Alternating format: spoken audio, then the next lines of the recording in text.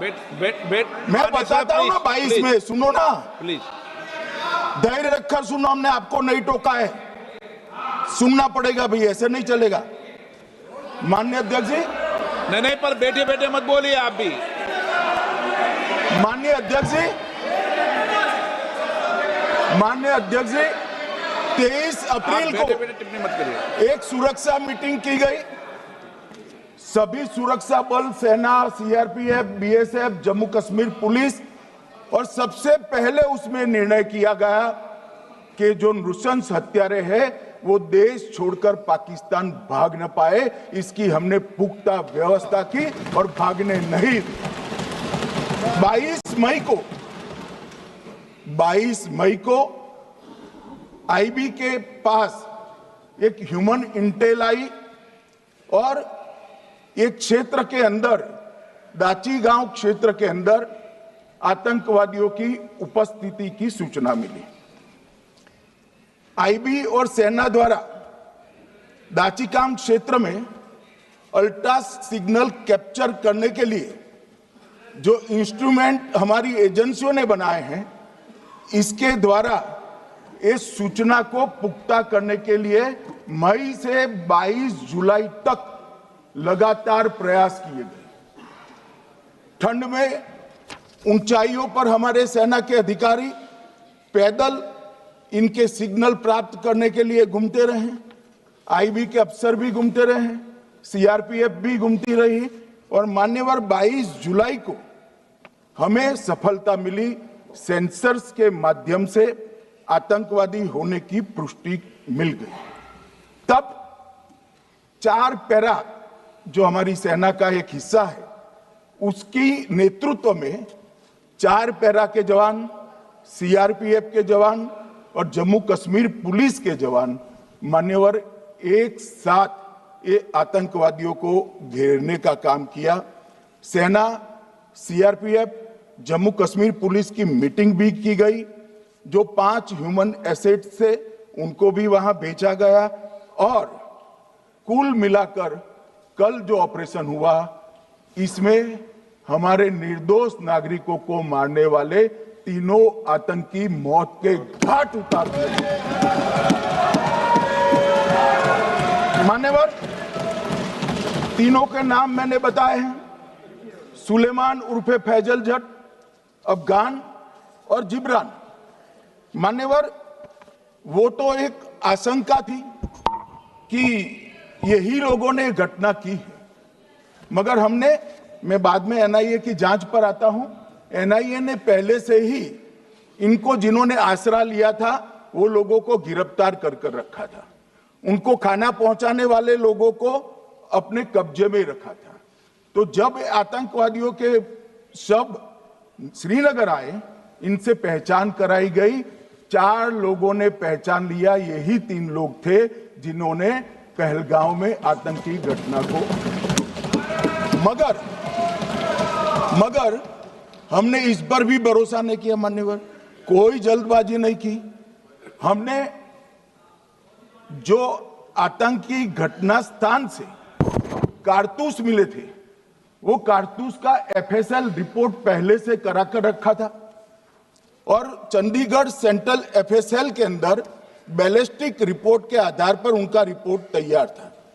जब ये कल आतंकवादी मारे गए, इनकी 3 राइफलें पकड़ी गई, एक M9 अमेरिकन राइफल थी और 2 AK-47 राइफल थी।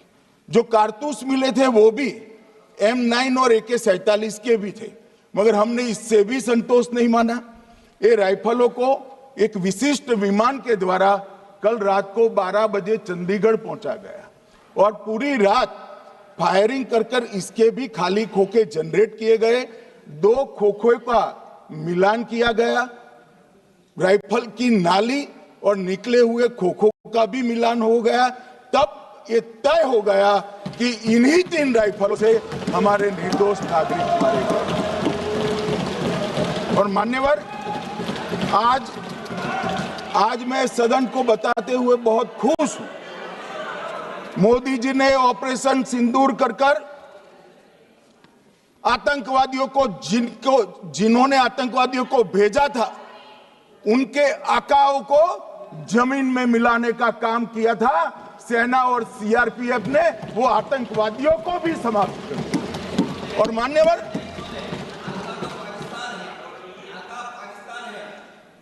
कौन पाकिस्तान से आपकी बात होती है क्या? अरे बैठ जाओ बैठ जाओ बैठ जाओ भाई।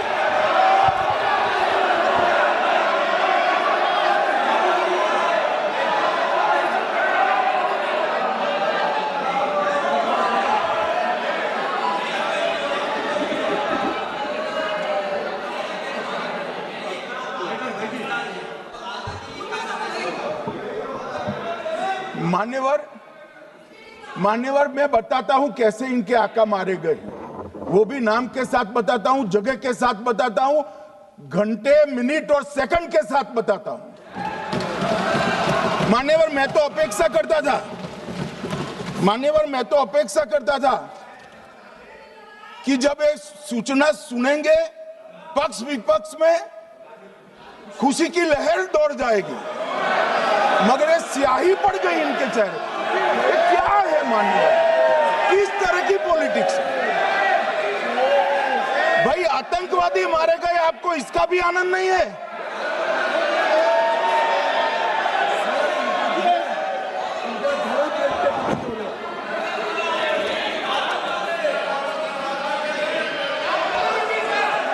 अखिलेश जी बैठ जाइए, मेरा पूरा जवाब सुनिए, आपका सब जवाब आ जाएगा। भाई आप आतंकवादियों का धर्म देखकर दुखी मत होइए।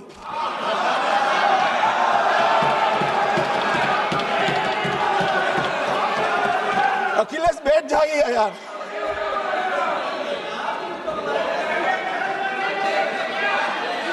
अखिलेश जी बैठ जाइए। मान्यवर किसी को संशय रखने की जरूरत नहीं है। बैलिस्टिक रिपोर्ट मेरे पास है, मेरे हाथ में है, और 6 वैज्ञानिकों ने इसको क्रॉस चेक किया है। सुबह 4:46 पर फोन पर मुझे छेओं ने वीडियो फोन पर कहा है कि 100% वही गोलियां हैं जो वहां चलाई। मान्यवर, ये हमारे देश की सेना, सीआरपीएफ और जम्मू कश्मीर पुलिस, ये तीनों का एक साझा बहुत बड़ा कामयाबी है, जिस पर 140 करोड़ को नाज होना चाहिए, देश की जनता को नाज। मान्यवर, मैं तो गया था वहां पर जब ये घटना हुई। दूसरे दिन इनके परिजनों को मिला था। 6 दिन की शादी वाली बच्ची विधवा होकर मेरे सामने खड़ी थी। आज तक मैं वो दृश्य नहीं भूल सकता। मगर आज सारे परिजनों को मैं कहना चाहता हूं कि मोदी जी ने ऑपरेशन सिंदूर से भेजने वालों को भी मारा, और हमारे सुरक्षा बलों ने जिनको भेजा था उनको भी मारा, और एक ऐसा सबक सिखाया है कि आने वाले कई दिनों तक कोई ऐसी हिम्मत नहीं कर पाएगा। मान्यवर, मैं थोड़ा एनआईए की जांच के बारे में भी बताना चाहूंगा। मान्यवर, जिस दिन लश्कर-ए-तोयबा ने और इसके आउटफिट टीआरएफ ने इसकी जिम्मेदारी ली, उसी दिन हमने तय कर लिया था कि ये जांच एनआईए को सौंप दी जाएगी, क्योंकि एनआईए आतंकवाद के केसों की जांच के लिए, वैज्ञानिक तरीके से जांच करने के लिए और सजा कराने के लिए महारत हासिल की हुई विश्व मान्य एजेंसी है, जिसका सजा कराने का दर 96% से ज्यादा है। मान्यवर, हमने तुरंत ही इसकी जांच एनआईए को दे दी। हमने पूरी व्यवस्था की। सेना, बीएसएफ, सीआरपीएफ और जम्मू कश्मीर पुलिस ने कि ये लोग देश छोड़कर भाग न जाए। और मान्यवर, इसकी जांच की शुरुआत हुई। एक थकाने वाली बहुत लंबी जांच हुई है। जांच के दौरान मृतक के परिजन जो साथ में थे, उनको सभी को चर्चा किए गया। पर्यटकों, खच्चर वालों, पोनी वालों, फोटोग्राफर, कर्मचारियों, विभिन्न दुकान में काम करने वाले लोगों, कुल मिलाकर 1055 लोगों की लंबी 3000 घंटे से ज्यादा पूछताछ इंफॉर्मेशन के लिए की गई और इस सबको वीडियो पर रिकॉर्ड कर दिया गया और बाद में इसके आधार पर स्केच बनाया गया और ढूंढते 22/6/25 को एक बशीर की पहचान की गई और परवेज की पहचान की गई, जिन्होंने आतंकवादी घटना के अगले दिन आतंकवादियों को शरण दी थी, उनको अपने ढोक में रखा था। वो दोनों को गिरफ्तार कर लिया गया, अब वो हमारी कस्टडी में है। दोनों गिरफ्तार अपराधियों ने खुलासा किया कि 21/4/25 की रात को 8 बजे 3 आतंकवादी बेसरन से लगभग 2 किलोमीटर दूर स्थित परवेज ढोक में आए थे। आतंकवादियों के पास AK-47 और M9 कार्बाइन थी। जो 2 आतंकवादियों ने काली पोशाक पहनी थी और एक ने छद्म वेश किया था। खाना खाया, चाय पी और ढोक से निकलते वक्त कुछ खाना, नमक, मिर्च और मसाले लेकर वो चले गए। मान्यवर, उस वक्त हमने जिन खोखों को रिकवर किया था, इसको हमने चंडीगढ़ FSL में टेस्टिंग के लिए भेज दिया और जब चंडीगढ़ FSL में टेस्टिंग के लिए भेजा गया तो वही राइफल से एप्को आतंकी हमला हुआ था, वो भी निश्चित हुआ। तो आज इसके साथ साथ दूसरे एप्को आतंकी हत्या को अंजाम देने वाले आतंकियों का भी इसके साथ ही समाप्ति हुई है, उनको मार दिया गया है। मान्यवर, और इसके बाद में स्केच बनाया गया। गिरफ्तार किए गए दोनों आरोपियों की माता जो थी, इन्होंने ये तीनों आतंकियों के मृतदेहों को पहचान लिया है। दोनों आतंकवादी घटना में साथ लेने वाले उनके साथियों ने भी पहचान लिया है और अब उसकी FSL की पुष्टि भी आज सुबह 4 बजे हो गई थी। अब मैं जांच का पूरा ब्यौरा बताना चाहता हूं। मान्यवर, ये हमले में 3 पाकिस्तानी आतंकवादी थे।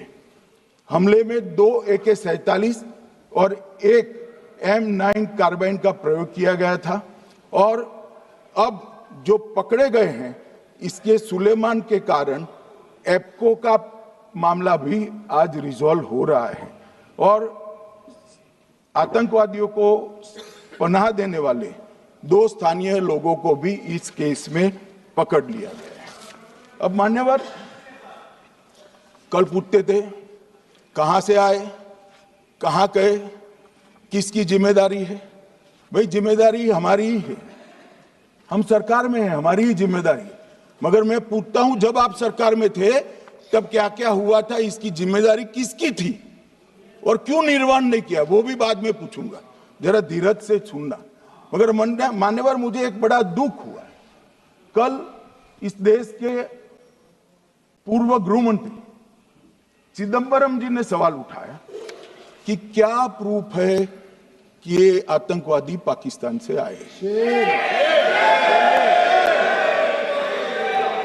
और मान्यवर कब उठाया, जब संसद में चर्चा होने वाली थी। क्या कहना चाहते हैं चिदंबरम साहब, किसको बचाना चाहते हैं? पाकिस्तान को बचाकर आपको क्या मिलेगा? वो ये कह रहे हैं कि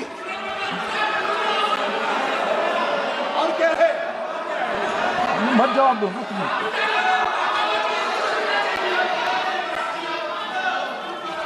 मान्यवर, हमारे पास, मैं आज चिदंबरम साहब को कहना चाहता हूं, मैं आज चिदंबरम साहब को आपके माध्यम से कहना चाहता हूं, हमारे पास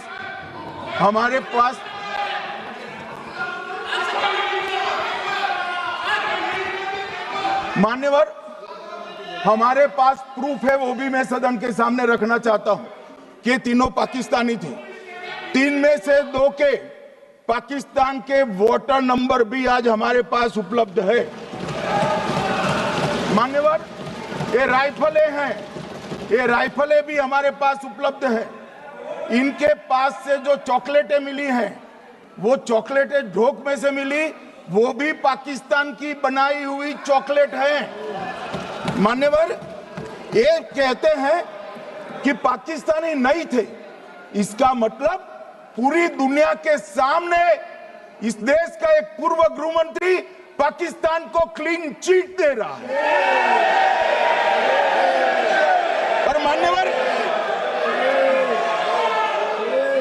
और मान्यवर, वो पाकिस्तानी आतंकवादी नहीं थे ऐसा बोलकर श्री चिदंबरम अगर पाकिस्तानी आतंकवादी नहीं थे तो पाकिस्तान पर हमला क्यों किया, वो भी सवाल खड़ा कर रहे हैं। मान्यवर, आज पूरी दुनिया ने हमारे संसद सदस्य गए थे, स्वीकारा था कि हमला पाकिस्तान ने किया है। और इस देश का गृह मंत्री जो कांग्रेस पार्टी से आता है, वो कहता है कि क्या सबूत है। अरे मुझसे मांगते, मैं दे देता। टीवी से मांगते हैं, पूरी दुनिया के सामने उजागर करते हैं, सब सुबह खड़ा करते हैं। पाकिस्तान को बचाने का इनका ये षड्यंत्र आज 130 करोड़ लोग जान रहे हैं, बच नहीं पा